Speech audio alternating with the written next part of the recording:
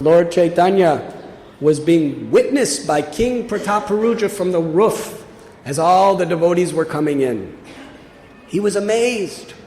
Who is that? Gopinathacharya, Sarvabhauma Bhattacharya. They were explaining, this is Advaitacharya, the leader of Vaishnavas. And who is that? That is Srivas Thakur. And who is that? That is Pundarik Vidyanidhi. And who is that? That is Srila Haridas Thakur, the Namacharya. I've never seen such effulgent persons. And I have seen so many kirtan groups coming into this land of Puri, but I have never heard such kirtan as this. They are effulgent. They're spreading the whole atmosphere with such a spiritual energy. What type of kirtan is this? And Sarvabhauma Bhattacharya and Gopinathacharya explain, this is Prem Sankirtan. This is the Sankirtan of pure love. This is not just ritualistic chanting of mantras. This is the love of the heart of the pure associates of Lord Chaitanya, purifying the universe by chanting the holy names.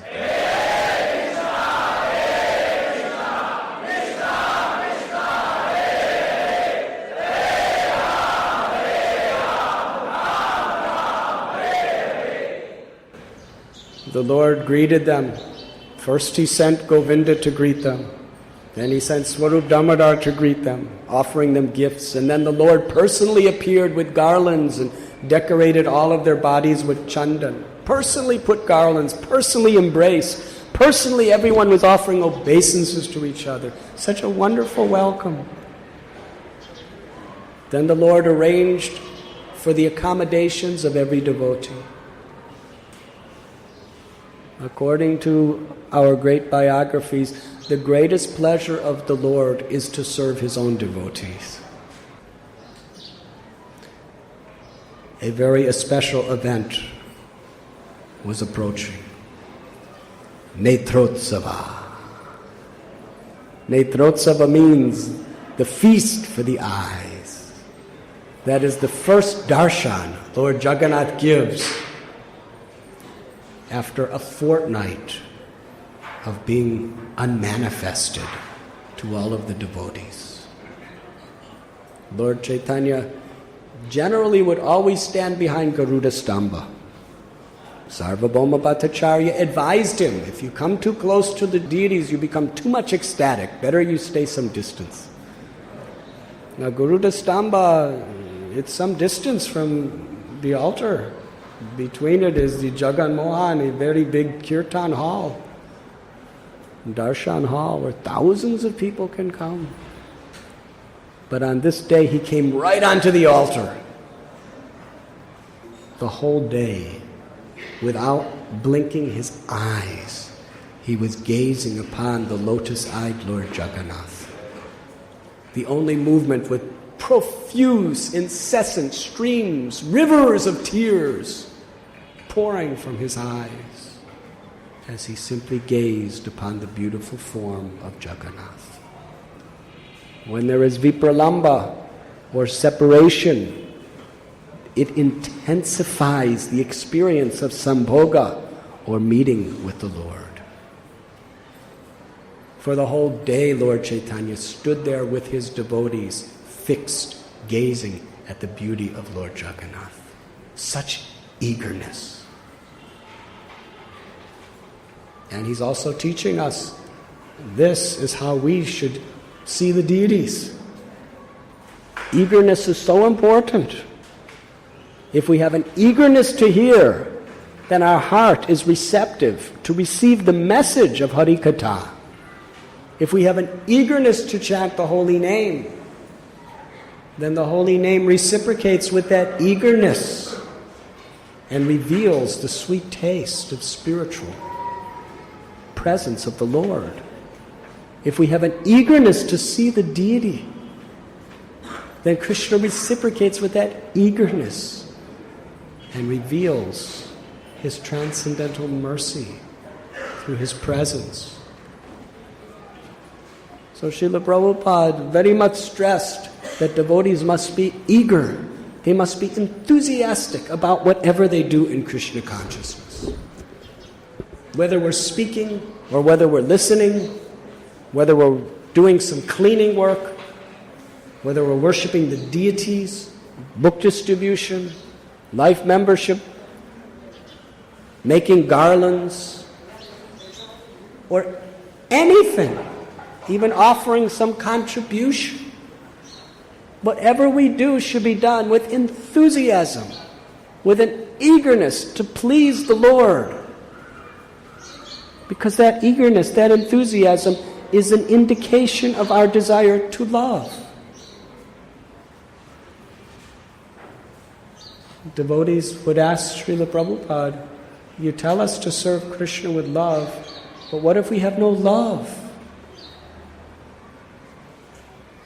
But we can express our intention to love by our enthusiasm, by our eagerness. And Krishna reciprocates with our intention and gradually gives us the real experience of spiritual love.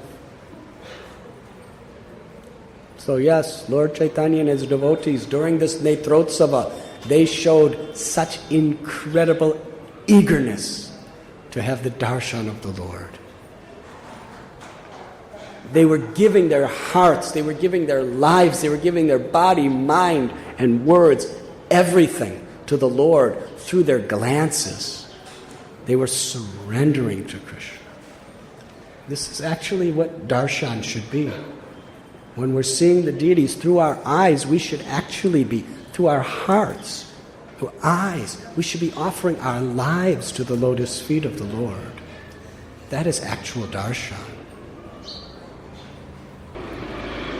When the Bhoga offering came in, Lord Chaitanya Mahaprabhu and his devotees went into the kirtan hall and they chanted and danced for the rest of the day. At one point, they circumambulated the temple of Jagannath. And toward the backside of the temple, there are 4 gates. Lord Chaitanya Mahaprabhu stopped the kirtan and performed a great miracle. All the devotees were dancing and chanting. And every devotee was thinking, Lord Chaitanya is only looking at me. Hare Krishna.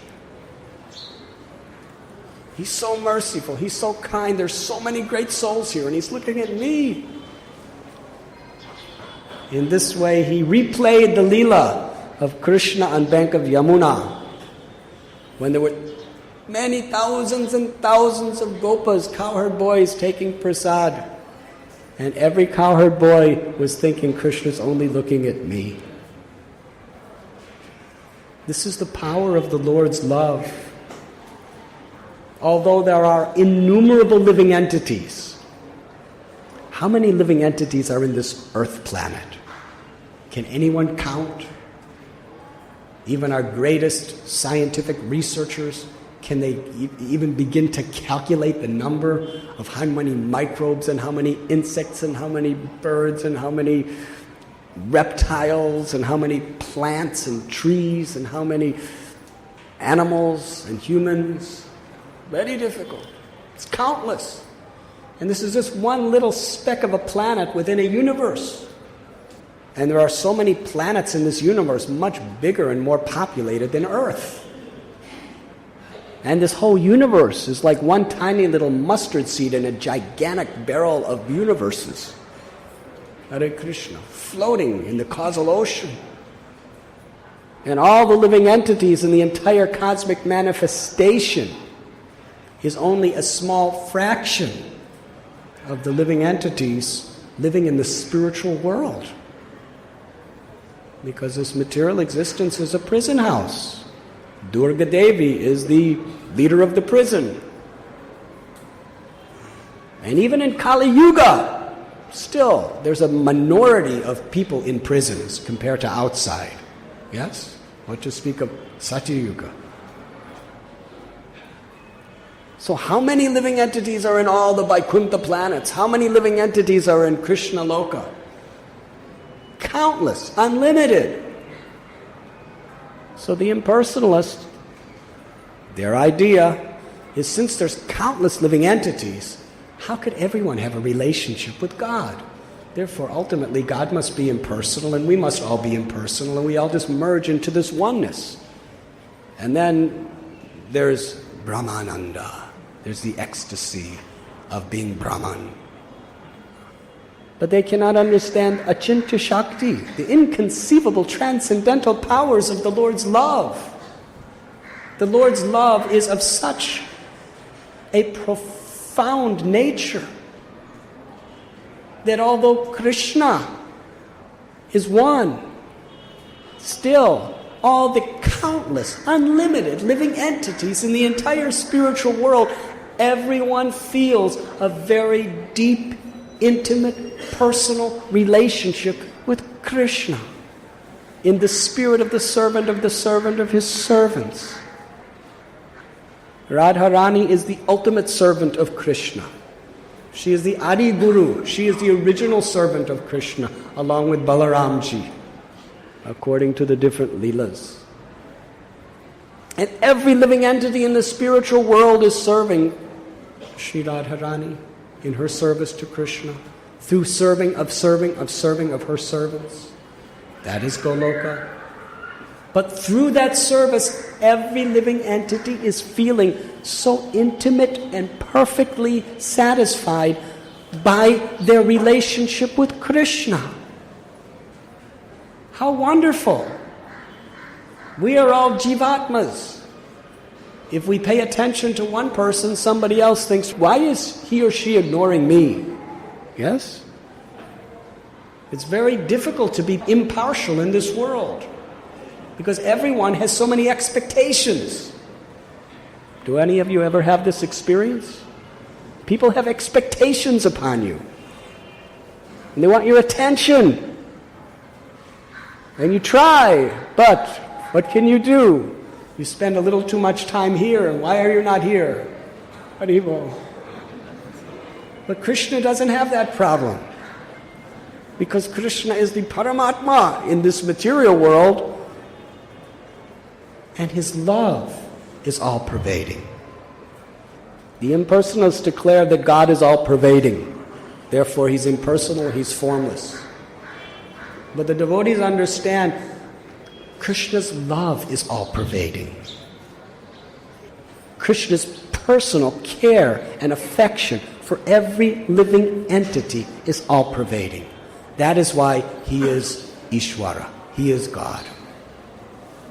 So Lord Chaitanya Mahaprabhu demonstrated that wonderful miracle in Jagannath Puri. The next morning was to be Ratha Yatra. You were listening to Radhanath Swami on devotionalnectar.com.